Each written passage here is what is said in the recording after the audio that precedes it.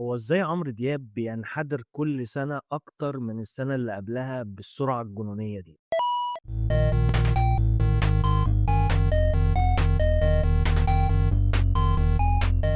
ده السؤال اللي بيتردد كل سنة مع الألبوم الجديد لعمرو دياب، لكن هل فعلا عمرو دياب كل سنة ألبوماته بتبقى أسوأ من اللي قبلها؟ لما نيجي نبص على مسيرة عمرو دياب هنلاقيه دايما بيخاطب الفئة الشبابية من أول ظهوره. طيب إيه اللي اختلف؟ مفيش حاجة اختلف، هو برضه بيخاطب الفئة الشبابية، لكن الهجوم اللي دايما بيتعرض له عمرو دياب أو الكلمات اللي دايما بيختارها بتكون بتناسب فئات عمرية أصغر بكتير، ده اللي بيخلي حتى جمهوره اللي كبر في السن ما بيتقبلهاش. ده شيء طبيعي ومنطقي. أنا واحد من الناس بقالي كتير ما سمعتش أغنية لعمرو دياب حسيت إن هي بتمثلني، بالرغم إن أنا ما كبرتش قوي يعني. وعلى عكس لما كنت في فترة مراهقتي كان ألبوم عمرو دياب ده بالنسبة لي كان طقس بقى، إن إحنا عندنا النهاردة في ألبوم عمرو دياب نازل فإحنا خلاص بقى إحنا قاعدين مجهزين نفسنا. ومع كل ألبوم كان بينزل كنت دايما بسمع نفس الكلام ده، ودايما بندخل خناقات مع السن الأكبر مننا لما بنسمعه الأغاني ويقعد يتريق علينا ويقول لنا إن الأغاني دي مبتذلة وما فيهاش أي نوع من المشاعر، بالرغم إنها كانت بتحرك مشاعري. ولما أجي النهاردة أفتكر الخناقات دي وأفتكر الكلام اللي كان بيتقال لي وأقيسه على نفسي، وإن إزاي أنا كمان أغاني كتير لعمرو دياب مؤخرا بتعدي عليا مرور الكرام وحتى ما بقتش أعرف